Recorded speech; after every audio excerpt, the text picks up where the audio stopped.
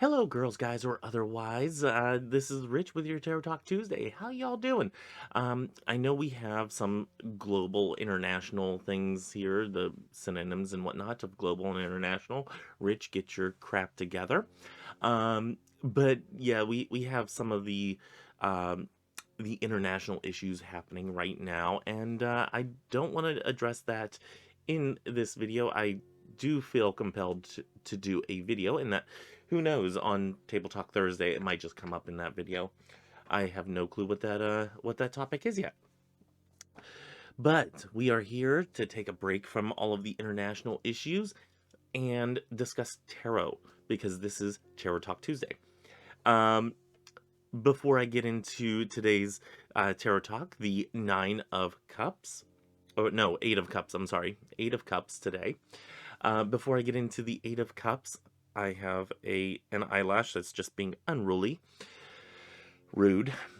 And I want to thank our patrons on Patreon. Thank you to Sophia, Linda, and Tyler. Thank you very much for being a patron for our church that we are starting here on YouTube. I keep talking about it, and I haven't done any videos on following up with that lately, so that is something that is on the to-do list.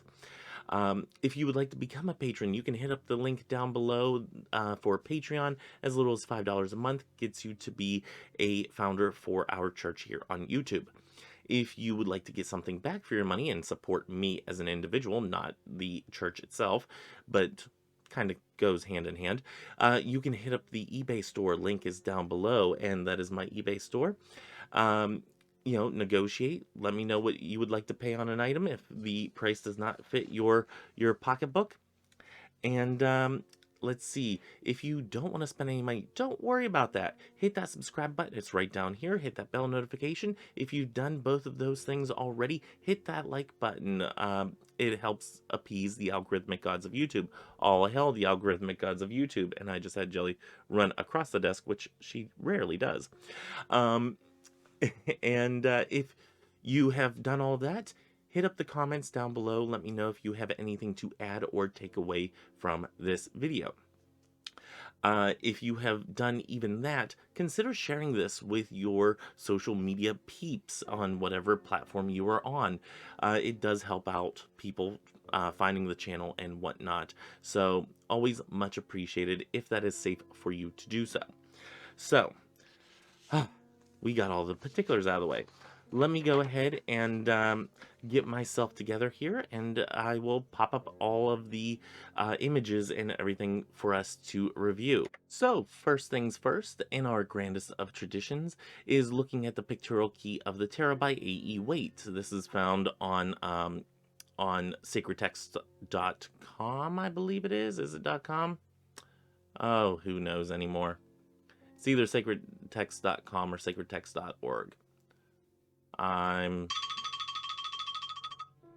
going to find that here in just a second. It is sacredtexts.com.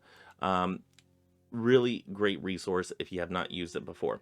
And I do apologize for that alarm. That was my 5:30 alarm telling me that I need to start closing up my job up at the storage unit facility if I were working there today, which this is my day off. So yeah, we're gonna also have one at 5:45, so in about 15 minutes, if I'm still recording, it will be going off. Anyway, let's get into the Pictorial Key of the Tarot and see what A.E. Waite has to say about this card. A man of dejected aspect is deserting the cups of his felicity, enterprise, undertaking, or previous concern. Divinatory meanings.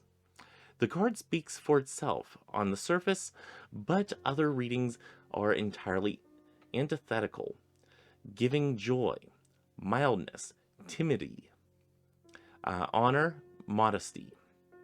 I don't necessarily agree or see much of the way that these can be seen as the antithetical, but as antithetical to the meaning of the card in general. But okay, we're gonna go with it. In practice, it is usually found that this card shrews the decline of a matter, or that a matter which has been thought to be important is really of slight consequence, either for good or evil. Reversed. Great joy, happiness, feasting. So I don't know if I really agree a lot with A.E. Waite and his writings in general. It's just not a thing that I agree with a lot of his meanings. It's really kind of odd. The person who literally wrote the guidebook to go along with the Rider-Waite-Smith tarot, I don't agree with. And I find that fascinating as to how the meaning has changed throughout the decades that it had, or actually over the century that it has been around. So let's go ahead and dissect this card. First, this is the card for me of walking away, being on a journey or going on a journey to find that missing piece. Hold that in your mind for just a second. Let's hang a lantern on it. This is a card where you may feel compelled to walk away from a certain situation. This can be something that you think needs to happen, or needs to happen, that you need to walk away. This doesn't mean that you're going to enjoy the freedom of walking away. This is just meaning that it is time to walk away from that situation. This can be a job. This can be a relationship. This can be certain family members that are pretty vital to your life or lifestyle, and to yourself as a whole. Let's just put it that way. So this could be that type of card in your reading, telling you that you need to walk away. This could also be saying that you're walking away, or you're running away from a situation. So it could actually have that difference in meaning just in how you perceive it, or in the situation that's going on. And what I would urge, if this card is coming up, and this is something that is coming through for you, is examine this with an open mind. Are you walking away, or are you going away from a situation for the right reasons? Are you leaving a job because you don't find it fulfilling, or are you leaving a job because of leaving a job because it's not fulfilling is perfectly valid of a reason. Are you leaving it because you are unwilling to continue learning in that position, or you find it too difficult where really it's actually in your wheelhouse and you would do very well in it? Are you doing it because of negative reasons? Or are you going because it is the right step for you? Step back, take a look at the situation, and evaluate whether or not the reason that you are going away from this situation is completely logical and valid, and truly deserves to be walked away from. Now, same thing goes in a relationship. Are you walking away because you think it's getting too rough? Well, relationships are not easy, not all the time. Are you walking away because of an abusive situation and whatnot? That is a perfectly valid reason. Walking away from a situation because, well, they seem a little clingy whenever they're really not, is not necessarily a valid reason if there is love there, and if there is caring there, and if it is a good relationship for the both of you. If you just feel a little claustrophobic, tell them sometimes you need your space. Sometimes an open dialogue and an open conversation is all that a relationship needs in order to right itself. Or are you walking away because you think you found somebody else that's better? Just remember, the grass is always greener on the other side, and your life is not the only one that should be taken into account. Not saying you need to stay in an unhealthy relationship because of certain aspects, but don't give up too easily on something that you really want. Anyway, we're going to move on from that. This card can also indicate that there is something missing. We see that we have what is it, 5 cups on the bottom, 3 cups on the top, and you kind of have that missing cup. Um, you have a void area. So are you going on a journey to find that missing part? Are you going to find that missing cup that is going to fill you, probably emotionally, since it is the cups? Um, if you are searching for something that is missing, take a step back, meditate on what you think might be missing from your life at this moment. If this is a career reading, then maybe you need to find something that is a side hustle that, brings in some money but gives you more of a fulfillment while you still work your day job. Something that's totally valid, something that I do with my eBay store until it goes full time. Um, and if it's something like in a relationship, you know, I don't want to put this out there and sound like, certain I don't want to sound like a relationship guru by any means, but sometimes if you're fulfilled in all the other areas, but let's say the physical aspect is something that is lacking, sometimes suggesting and having that open dialogue might introduce another person into the relationship, or that third wheel, that fling, if you will, which, you know what, my views on that, totally valid. If that's the type of relationship that you have, absolutely valid. So maybe that's something in a love reading. If this is, let's see, hmm, I don't know what other kind of readings to go with here off the top of my head, but you basically get the picture, is that you might be going on this journey to find what is missing. If this is a spiritual one, there's a good one. Maybe you have different aspects of your practice, different aspects of your faith, but you're missing that one little piece that really fulfills you, that brings in that missing piece of your faith, of your practice. Maybe that is your spellcraft. Maybe that's lacking. Maybe you have to go out and examine your spellcrafting and your daily ritual. That's a tough one for me, having a daily ritual of things that you're doing. Something I've always struggled with is having a daily ritual with my faith. And maybe that's something that is denoted in this card that you are missing. So if you're doing a spiritual reading, maybe that's something that you want to examine. What might be missing from your practice, from your faith, from your path, that you want to introduce, that you want to work on. So let's move on. Okay, this card can also